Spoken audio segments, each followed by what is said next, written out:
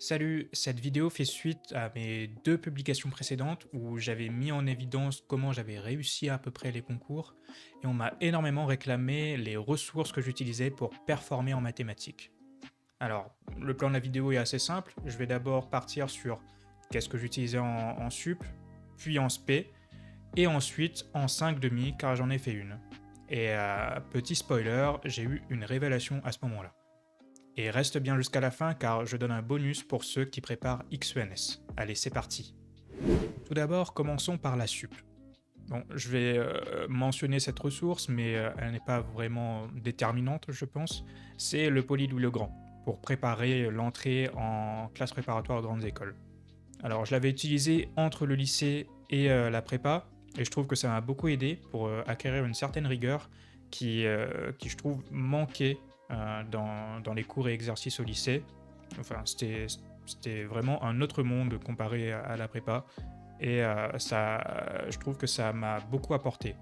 Après, si vous n'êtes plus à ce stade, ça va être difficile de reprendre cette ressource-là parce que c'est vraiment une chose de base qui aurait dû être faite dès le départ. Et là, ça ne sert plus à rien, on est déjà dans le moulin et on continue.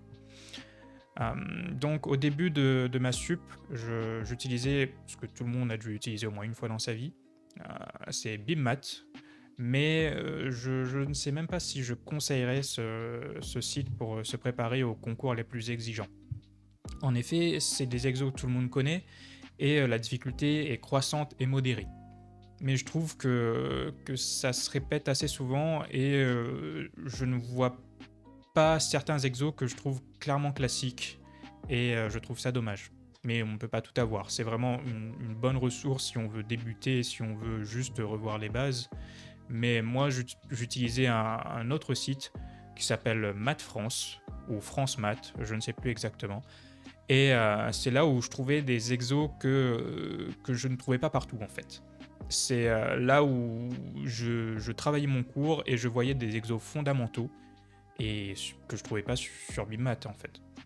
Et, c'est uniquement en faisant les TD exercices, même problème de ce site, que je me suis rendu compte que c'est vraiment là que commence la maîtrise du cours. C'est pas juste faire des exos sans comprendre, c'est faire des exos classiques pour vraiment tout couvrir et savoir quoi faire. Et c'est généralement ce que je faisais pour préparer mes DS, et donc je tournais autour de 18 et 20. En spé, plus particulièrement en 3,5, c'était assez compliqué pour moi de suivre. Les cours étaient plus intenses, même si j'aimais ce que je voyais. C'est surtout les DS qui me posaient problème, car là, ça entrait vraiment dans le dur et c'était des sujets de concours, des vrais sujets de concours, comparé à la première année où c'était des bouts de problèmes tirés par-ci par-là. Là, donc, je me suis retourné vers BIMMAT, qui donc était plus adéquat, à mon sens, pour préparer les maths, mais pour ma filière, c'est-à-dire PSI, car France Maths, le petit défaut, c'est que ce n'est que pour la MPSI MP. Donc, il y avait beaucoup de choses qui étaient hors programme et qui n'avaient aucun intérêt pour moi, en 3,5, d'être traitées. Et disons que j'ai assez vite déchanté. Car comme je l'avais dit avant, BIMMAT, je trouve que ça suffit pas. Et je pense que mon expérience de 3,5 a beaucoup joué dans cette vidéo d'aujourd'hui et mon discours pour dire que je sentais qu'il manquait quelque chose. Maintenant, pour ma 5,5, là, il faut savoir que je travaillais beaucoup plus le TD et le cours en général. J'essayais de vraiment bien l'apprendre. Là où en 3,5, je survolais, j'essayais d'apprendre juste les théorèmes importants et ça flanchait assez vite. Là, j'avais plus de temps pour apprendre les détails. C'est pas nécessaire si on est différent de moi, par exemple, on n'a pas forcément besoin de tout comprendre pour savoir faire. Là, libre à vous de faire ce que vous voulez à ce moment-là et de gagner plus de temps sur d'autres matières. Et donc, pour faire ça, j'étudiais beaucoup dans les livres. Là, les classiques d'Uno sont vos meilleurs amis. En maths, j'utilisais plus le Duno de cours plutôt que le méthode d'exercice, parce que c'est vraiment la maîtrise du cours qui me manquait, je pense, en mathématiques. Là où en physique, c'était plus le manque d'exercice et le manque de méthode que j'avais. Mais là, c'est pas du tout le sujet de la vidéo, peut-être que j'en parlerai dans une autre. Et surtout, l'illumination que j'ai eue potentiellement un mois après ma rentrée en 5,5, c'est les TD du Puy de l'Homme.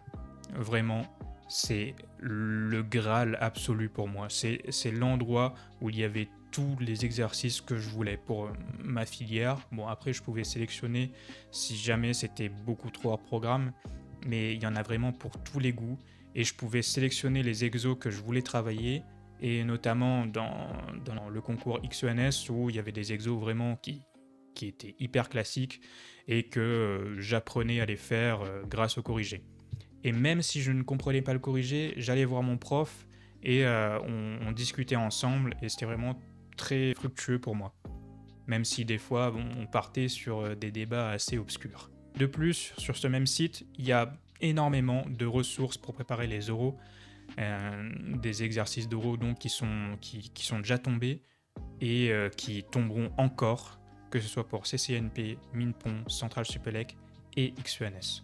Donc vraiment, si vous voulez préparer les oraux ou juste maîtriser votre cours pour arriver confiant en colle, c'est la ressource à utiliser. À présent, pour ceux qui veulent absolument préparer XENS, en parallèle de tout ça, ce sont des choses qui sont nécessaires pour moi pour bien réussir les maths, vraiment faire un maximum d'exo là pour le coup. Mais si vous voulez pousser plus loin et donc bien préparer et performer aux écrits, et si votre prof vous prépare aux écrits aussi, il vous donnera des sujets. Mais ce que je vous conseille, c'est d'aller sur donc groupe réussite. Je vous mettrai le lien en description, hein, comme toutes les autres ressources que j'ai citées auparavant. Et là, il y a des sujets XENS pour toutes les filières, PC, MP, PSI. Et je ne sais pas s'il y a pour MPI, je ne suis pas convaincu vu que c'est encore assez récent pour moi. Mais c'est vraiment un endroit où il y a des sujets XENS corrigés. Je ne sais pas s'il y a pour les autres concours, ça ne m'intéressait pas vraiment. Mais voilà, c'est apprendre ou à laisser encore une fois. Mais foncez, moi je vous dis foncez, c'est une ressource qui est gratuite et qui est plutôt fiable à mon sens.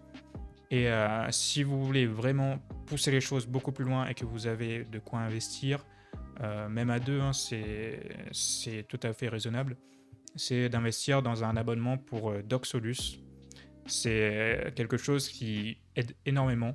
Pas forcément en 3,5, je trouve, parce que c'est une ressource où on manque de temps de l'exploiter, car c'est vraiment énorme.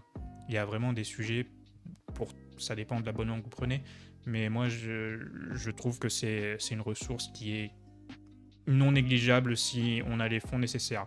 Et si on veut absolument mettre toutes ses chances de son côté, je pense que c'est un investissement qui pourrait être très rentable. Mais ça, encore une fois, libre à vous. Voilà, j'ai terminé ce que j'avais à dire. Une vidéo, je ne sais pas combien de temps elle fera, je suppose assez courte, mais qui expose toutes les ressources que j'ai utilisées pour préparer XENS et tous les autres concours en général, et qui m'a permis de performer tout au long de ma prépa. Donc, libre à vous de les utiliser ou pas. C'est quelque chose qui n'est pas forcément connu de tous, mis à part BibMath, et je tenais à vous le partager dans cette vidéo. Si vous avez d'autres idées de vidéos, n'hésitez pas à les écrire en commentaire, et je vous dis à la prochaine. Allez, tchuss!